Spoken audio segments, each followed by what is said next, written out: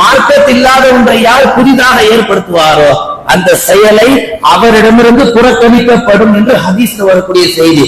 அந்த செயலை மட்டுமல்ல, அவரையே புறக்கணிப்பதாக இஸ்லாம் நமக்கு அழகாக சொல்லுகிறது. அல்லாஹ் நல்லடியார்களே, இந்த செயலை நாம் நம்முடைய குடும்பத்தில் உள்ள பிள்ளைகளுக்கு கண்டிப்பாக சொல்ல வேண்டும். இது தவறு, இது ஹராம், இதோடு நாம் விளையாடக்கூடாது என்ற புத்திமதியை பெற்றோர்கள் தான் சொல்லி புரிய வைக்க வேண்டும்.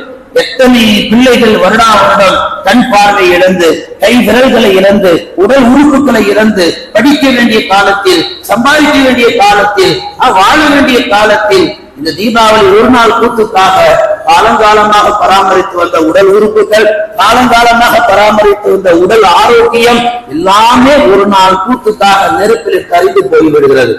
பெருமானா ஸல்லல்லாஹு அலைஹி வஸல்லம் இதைத்தான் வன்மையாக கண்டித்தார்கள். அல்லாஹ் தன் திருமறையில் அழகாக பேசுவான். யாரெல்லாம் தீபாவளி சரி என்று எழுந்து கொண்டாடுகிறார்களோ அவர்களுக்கு அல்லாஹ் குர்ஆனில் சில ஆயத்துல கேள்வி கேட்பான். சும்ம லதுஸ்அலுன யௌமைதின் அனின் நயீம், நாளை மறுமை நாளிலே உங்களுக்கு கொடுக்கப்பட்ட அருள்குடைகளை பற்றி நீங்கள் கேள்வி கணக்கு கேட்கப்படுவீர்கள். ஒரு பையனோ, ஒரு வாலிபனோ, ஒரு யுவதியோ, ஒரு தந்தையோ, ஒரு மனைவியோ, யாராக இருந்தாலும் கையில ஒரு பத்தியை எடுத்துன்னு போனாங்கன்னா இந்த ஆயத்து தெரிஞ்சவங்க போதி ஊருங்க, இல்லையா அவனை உட்கார வச்சு மண்டையில உரைக்கிற மாதிரி சும்ம லதுஸ்அலுன யௌமைதின் அனின் நயீம் என்று அவன் சொல்லி புரிய வைங்க. நாளைக்கு மறுமை நாள் அல்லாஹ் கொடுத்த நியமத்துக்களை பற்றி உன்கிட்ட கேள்வி கேட்பா. இந்த கை போச்சுன்னா அல்லாஹ்ட்ட என்ன பதில் சொல்லுவ? இந்த கால் போச்சுன்னா அல்லாஹ்ட்ட என்ன பதில் சொல்லுவ? இந்த பார்வை போச்சுன்னா அல்லாஹ்ட்ட என்ன பதில் சொல்லுவ என்ற ஆயத்தை வீடுகளிலே தாய்மார்கள், தந்தைமார்கள் ஓத தெரிந்திருக்க வேண்டும். தவறு செய்யக்கூடியவர்களை திருத்த வேண்டும். எத்தனை வீடுகளில் இந்த தவறு திருத்தக்கூடியவர்கள் இருக்கிறார்கள்? இரண்டாவது அல்லாஹ் குர்ஆனிலே கேட்பான், யார் இந்த தீபாவளியை வேண்டும் என்று கொண்டாடுகிறார்களோ அல்லாஹ் அதற்கு பேசுகிறான். வலா துல்கு பிஐதீக்கும் இலா தஹலுகா, உங்கள் கரங்களாலே நீங்கள் நாசத்தை தேடிக் கொண்டாதீர்கள். சும்மா நீ வீட்டுல இருந்தாவது உன் உறுப்பு உடம்போடு இருக்கும். இவனே வேணுதுன்னு போய் கடையில பட்டாசை வாங்கி வலா துல்கு பிஐதீக்கும் இலா தஹலுகா, வேண்டுமென்று நாசத்தை இவனே தன் மீது போட்டுக் கொண்டான் என்ற இந்த வசனத்தையும் யாரெல்லாம் தவறு செய்கிறார்களோ அவர்களுக்கு முன்னால் இந்த வசனத்தை ஓதி காமியுங்கள். அடுத்து அல்லாஹ் குர்ஆனிலே பேசுவான், யார் இந்த தினத்தன்று, தீபாவளி தினத்தன்று மார்க்கத்தில் சொல்லப்படாததை, மார்க்கத்தில் வழிகாட்டப்படாததை கொண்டாடுகிறார்களோ அவரிடத்துல சொல்லுங்கள், வமா அன மினல் முஷ்ரிகீன் வ அன அஃதலுல் முஸ்லிமீன். இஸ்லாம் ரெண்டு விஷயம் முஸ்லிம்கள்ட்ட எதிர்பார்க்குது. ஒன்னு என்ன தெரியுமா?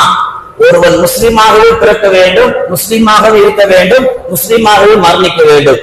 ஒருவன் முஷ்ரிக்காகவோ முனாஃபிக்காகவோ மோசமான பண்புகளோடு அவன் மரணிக்க கூடாது என்பதில் இஸ்லாம் தெளிவாக நமக்கு சுட்டி காமிக்கிறது. அன்பார்ந்த அல்லாஹ் நல்லடியார்களே, சில பெற்றோர்கள் இன்றைக்கும் பிள்ளைகளுக்கு விளக்கு கொடுக்கிறார்கள், நியாயம் பேசுகிறார்கள். ஒரே ஒரு பட்டாசு தான் எடுத்து அவன் கொத்திட்டு வந்துட்டோம், ஒரே ஒரு சங்க சங்கரம் தான், அவனை விட்டுருங்க, அவனை போட்டு ஒண்ணும் பயங்காட்டாதீங்க, மிரட்டாதீங்க என்று வீடுகள் இன்றைக்கு தாய்மார்கள் சொல்லுகிறார்கள். அவர்களை பார்த்து இஸ்லாம் கேட்கிறது, ஒரே ஒரு பட்டாசுன்னு சொல்றீங்கல்ல, அதே ஷைத்தான் ஒரே ஒரு தடவை தான் அல்லாஹ்வுடைய பேச்சை மீறினான். அஊது பில்லாஹி மினஷ் ஷைத்தான் என்ற வாசகத்தோடு அல்லாஹ் தூக்கி துனியால வீசினான்.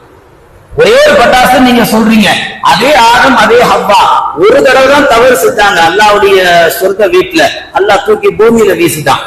ஒரே ஒரு பட்டாசு நீங்க சொல்றீங்க, 500 வருஷமா நன்மை செஞ்ச ஒரு ஆபில் அல்லாஹ்ட்ட ஒரு வாட்டி எதிர்த்து விதண்டாவாதம் பேசினார், அல்லாஹ் நன்மை எல்லாம் பாழாக்கிட்டான்.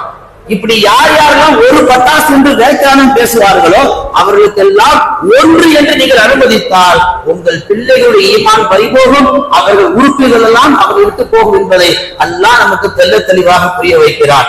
முன்பு வாழ்ந்த ஒரு காலத்தில் ஒரு மஜூசி ரமலானுடைய காலத்துல நெருப்பு வணங்கக்கூடிய ஒரு மனிதனுடைய மகன் ரமலான் காலத்துல உட்கார்ந்து வெளியே உணவு சாப்பிட்டு இருக்கிறார். அவர் என்ன செய்யறார்? தன் மகனார திருத்துறார், இது ரமலான் மாசம், நீ வெளியே உட்கார்ந்து சாப்பிடாத, கொஞ்சம் அல்லாஹ்வுக்கு பயந்துக்கோ, முஸ்லிம்களுடைய கொள்கைக்கு மரியாதை கொடுனார். அப்படி ஒரு காலம் இருந்தது. ஆனா இன்னைக்கு எப்படி இருக்கு?